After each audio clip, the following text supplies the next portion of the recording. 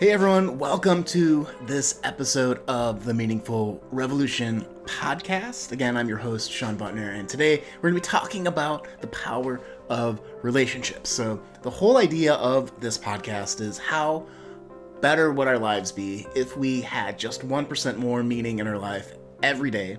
And for so many people, our relationships, our connections to other people are where we find meaning. It's that special relationship between a parent and a child. It's that special relationship with your spouse, that special relationship with your close friends, with the people in your community that you see all the time, right? And so there's this quality of life that's really tied to our relationships. And if we're really, trying to find meaning in our lives, to feel inspired to do our best work in the world, to really provide for our families, to leave our communities better than we found it, then it's essential that we focus on this aspect of our relationships. And, many people, and maybe you've been in this, maybe not in this situation, but, the last 3 years have been really rough because we haven't been able to see the people that we wanted it physically.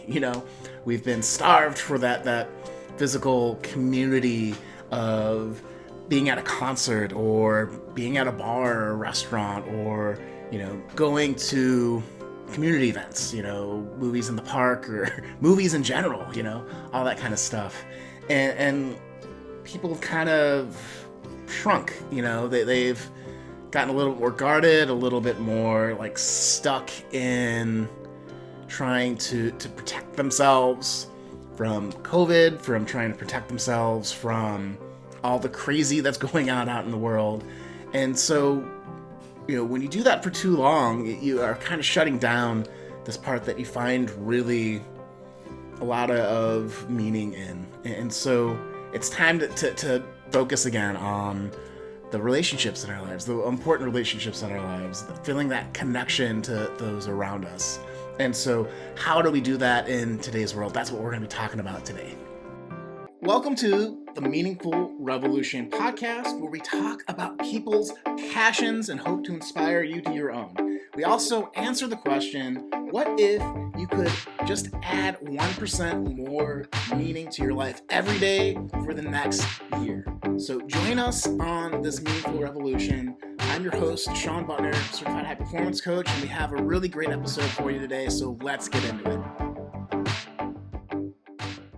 When we're talking about relationships, and how it helps people find meaning, again, like if you were to think about who are the people in your life that have inspired you the most or have really influenced you the most, again, it's going to be parents, grandparents, it's going to be maybe a teacher or mentor, it's going to be someone that you met at a certain point in your life. But, when you think about big moments or big things that influence how you think, it's usually going to be a relationship and a person. So, as we start to advance in, 2022 and beyond, and figuring out how this world where a lot of changes happen in the last few years, we really need to be the ones that are leading our relationships. And that idea of feeling inspired, feeling that you can help people really move forward is going to be a huge, huge focus for folks. And I really do keenly believe that. So how do you lead relationships? How do you figure that out? We'll talk about that here in a second. But, I've had a lot of clients as a coach this past 2 years of people who have lost their communities, right? People that have lost jobs because the economy or, whatever reason it is. But, there's somebody that I was working with that had worked at a company for 17 years. It was the only job she had. She poured everything, every waking hour into that job, and they let her go. And she's like, now what? How do I handle this? And it could be really tough, be really frustrating. There's a lot of emotions that especially in her particular situation, that came up.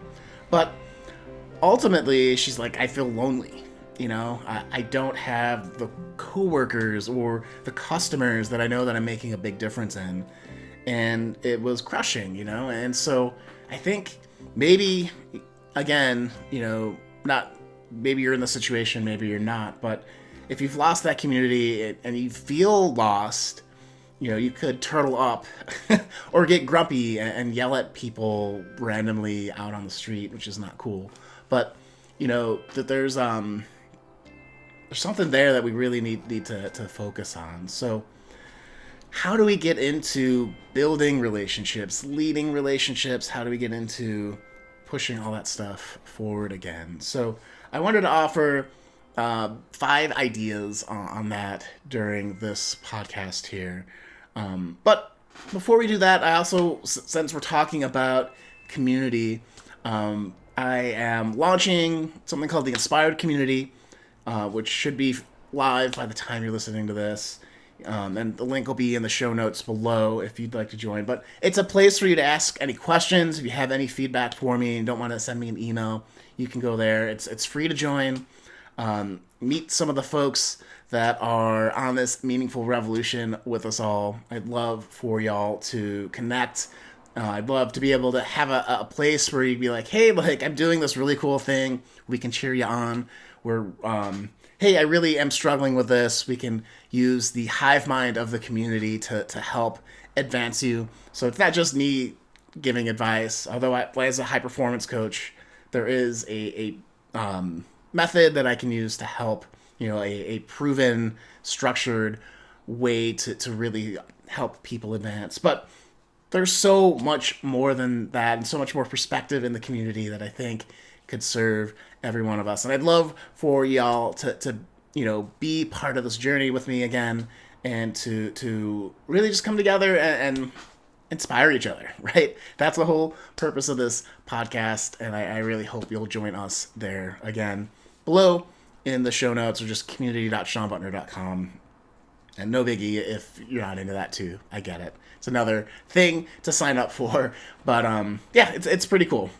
So that said now, when it comes to leading relationships, when it comes to really connecting strongly, right? There are the basic things that you'll learn in personal development or in business that are just kind of common sense, right? And let's take a step back and define what connection is.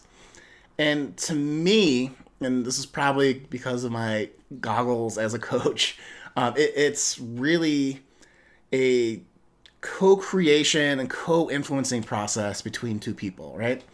And it usually is when you respect each other. It usually is when you trust the other person to not have an agenda with you, So if you have someone that is open to listen and brainstorm with you and is not trying to push you into marrying that guy or push you into taking that job or pushing you to give you their money for investments or whatever, it's someone that has your best interest and is fighting for your best you.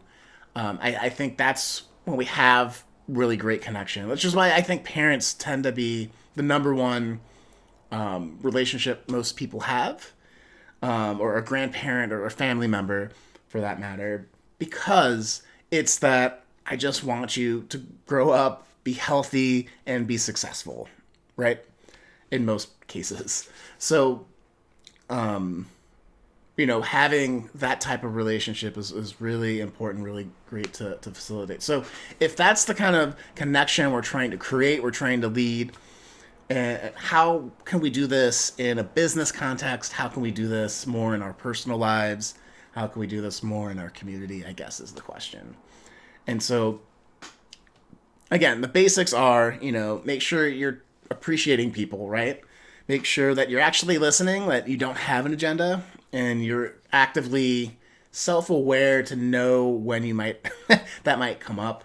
And it's natural, it's human nature, so it's not that it's a bad thing necessarily, unless you're highly manipulative, then that is a problem. But I think for most people, they have good intentions. I think for most people, they really do want that connection. And sometimes you are just not aware of where things are coming from. It's how you're taught. It's maybe you do want a particular outcome and you're being extra pushy, and it's all needed in time, but shouldn't be your default, right? So, okay, 5 things to do to really lead connection, to lead those relationships. And, the first thing to really think about is, you know, how are you role modeling great relationships yourself, right? And I think this is often overlooked. I really love this question for people to diagnose themselves because, if you're like, oh, I want someone that unconditionally loves me, but you're constantly judging everyone around you, you're not being congruent with what you want and what you're putting out in the world, so you're going to get the same type of thing back. Or you're going to push away the people that might give you that like unconditional acceptance. And that's not to say like acceptance is putting up with abusive behavior or putting up with bullying or putting up with, things that are not cool, right? But it is accepting that people where they are and being willing to work with them through it. I think there's tons of people that would be like, if someone is mean to you, just cut them off right away. And I think in our culture, we've had this, like, we don't put up, there's a zero tolerance for anything that might be construed as abuse. And there's a lot of really, I don't want to discount that there has been a need for that in particular groups in society. And, there is room for nuance. There is room to understand and give people the benefit of the doubt cautiously, without letting them off the hook for truly atrocious behavior, right? So there's a fine balance there, is what I'm saying. But are you leading in how you treat others, how you would like to be treated? Kind of the golden rule, I think, is the first main point here. So the second point, and really making sure you're connecting, making sure that your connections are helping inspire you to the next level, other than, role modeling the behavior that you want. It's actually asking questions and being interested in what people are going after, right? If you were to take a list of the 5 most important people in your life right now, what are their big goals? What are they struggling with? What are they hoping for in their future? And if in that list of 5 people that have come to your mind right now, and you're like, I don't know any of those, like, go ask them, right? It's a very simple thing to do. And when you ask them, cheer them on. Like, oh, you have a kid who's like, I want to be an astronaut, like the classic, I want to be an astronaut kid. And you're like, oh, awesome. When you go into space camp, how can we help you train to be the first person, maybe the second person on Mars, the first person on Pluto, whatever it is, but, give some energy, give some encouragement.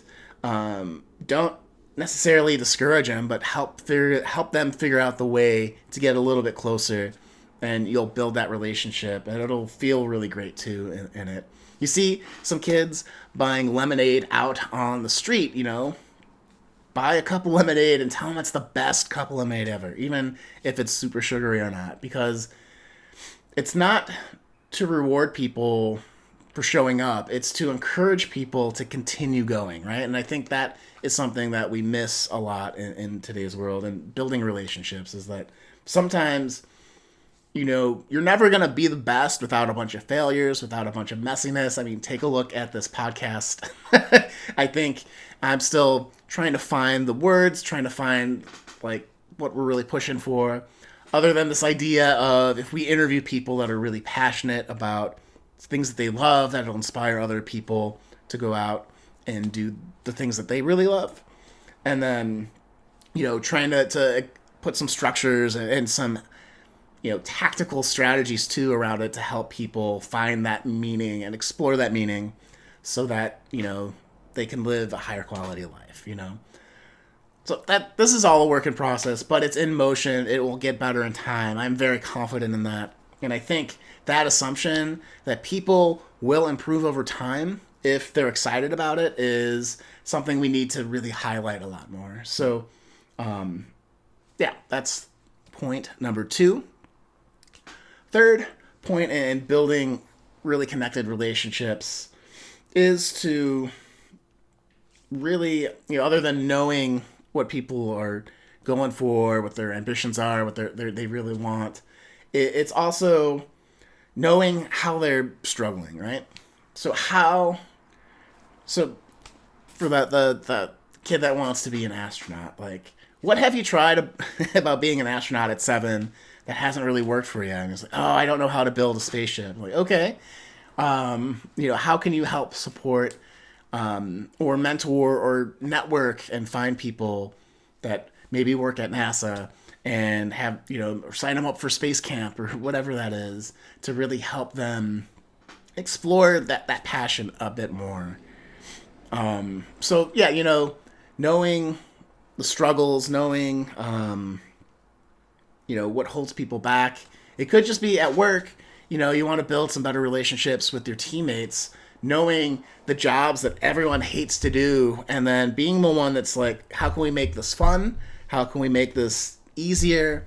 How can we remove this barrier so that the thing gets done and people aren't like grumbly about it, right? And in my experience in tech, building tools was a really, easy way to help people on the teams, and being technical kind of helps. And if you have, software engineers are notoriously lazy anyways. So if there's something that's really putting a drag on people, they, you could build a website or a quick little program that'll help solve that thing. I think really good software and programming all comes from solving those day-to-day issues of like, this thing drives me nuts, and finding ways to automate things. But, so be the person that is removing barriers for others around you. And that's a core tenet of leadership, right? The fourth thing to really focus on, if, the first one is role model, the second one is know what their ambitions are, the third one is know what they're struggling and help remove the barriers. The fourth thing that really helps build relationships and help lead the energy in relationships is to co-create, right? So if you can be the person in your friend group, the person on your team, the person in your community organizations, the person in your family that is constantly encouraging brainstorming, so that everyone feels like they've had a say, that they've participated in what we're going to do for vacation, the project that we're going to really push hard for this next quarter, the business goals that we're going after, the where we want to be in a relationship in the next year. If you're the person that is helping facilitate that brainstorming, that co-creation, then one, people will like you a lot more, but that's also something we talk a lot about in leadership. It's not projecting what you want all the time. It's helping people come together to figure out what works for everyone. And you'll get people that are more enthusiastic about the action you want to take, the project or the vacation or any of that. You get people that will go the extra mile because they have a little bit of skin in the game, So it's such an important thing to really be co-creating with folks as you go on. And, something that I think in my career that really showed that type of co-creation is, again, I'll go back to the coaching. Like, for me, a really great coaching relationship, and it's a connection, this is really kind of encapsulating something that I do all the time. It's a bad coach will tell you what to do, and that's really more consulting anyways, but you won't get rehired as a coach if you are constantly telling the people what to do. But and the great thing about this science-based certified high-performance coaching process that I am certified in is it's a series of open-ended questions that help guide people to the answers. And my job is to help brainstorm along the way. So when I'm doing my job great, I'm helping people brainstorm as a coach, which is why I really do believe in this. But in business too, the teams that I've been on, we're like, hey, we need to hit these numbers. You guys are really smart. Like, what do we need to do? What's getting in the way of this? How can we make this happen quicker? Those types of questions are what the great leaders that I've worked with personally have really embodied also. So, personally in coaching, in business, and in teams, yeah, I've recognized that as something that's really helped. And so I think having that on top of mind is really important also. So the fifth thing to really help connect with people, to build relationships, to help us feel inspired and supported by our community is to have a strong set of, like, what I could say, a strong set of people skills. These are all kind of people skills, so I think I want to get a little bit more granular here. I think connecting and leading relationships also comes down to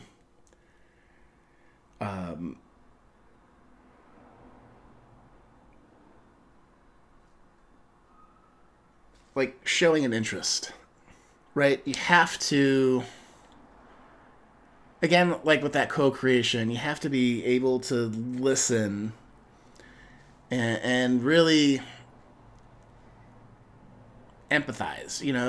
It's why is someone being quiet in this group? It's why is someone not speaking up? Why is someone talking over everyone?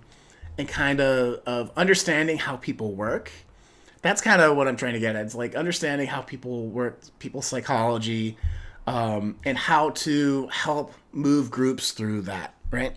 So if you are in a business situation and you have someone that never says anything and someone that's always talking, how do you make it so that everyone how do you facilitate that? That's what I'm trying to get at. How do you facilitate that group of folks so that everyone feels heard, right? That's a very tricky skill.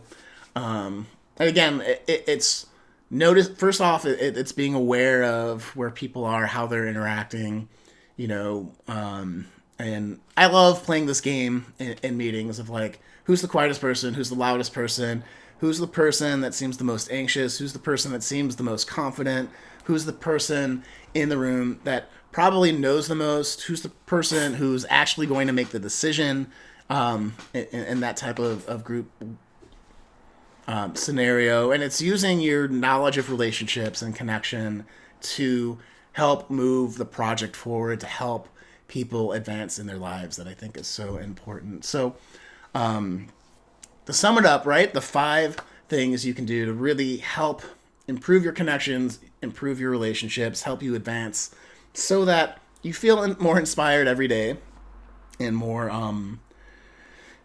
experience more meaning in what you do, is to just work on improving your relationships using one of these 5 techniques. Is to role model how you would love to be treated in relationships, to know people's ambitions, what they're going after, and to support them, to know what people are struggling with and help them remove barriers, to co-create solutions in your individual or group relationships, and then to help groups and group dynamics, and to understand that and help move the group forward towards a common goal.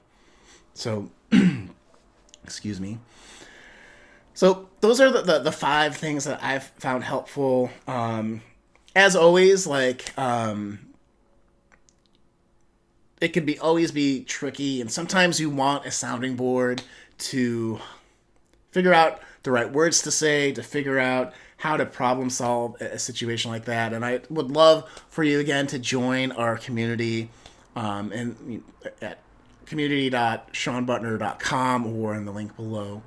And I think we can help support you in that.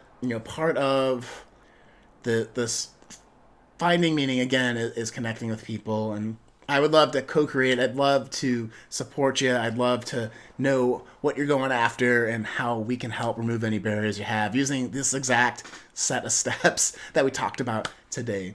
So if that's you, hit that link again.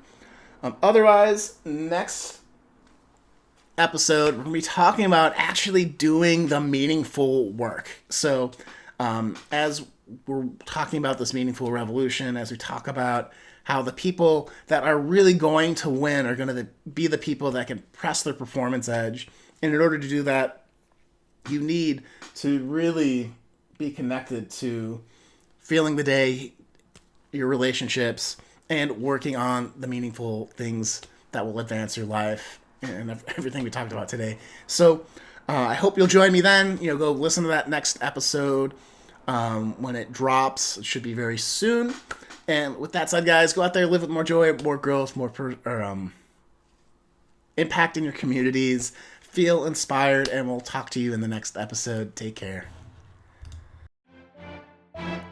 Thank you for listening to the Meaningful Revolution podcast. I hope you enjoyed this episode, and if you could, please share this episode with 3 people that you think might enjoy it, and like and subscribe on Apple Podcasts. Leave a comment, please rate us, because that helps us get the word out. So until next time, listen to the next episode right after this. I know you'll love it, and we'll see you then. Take care.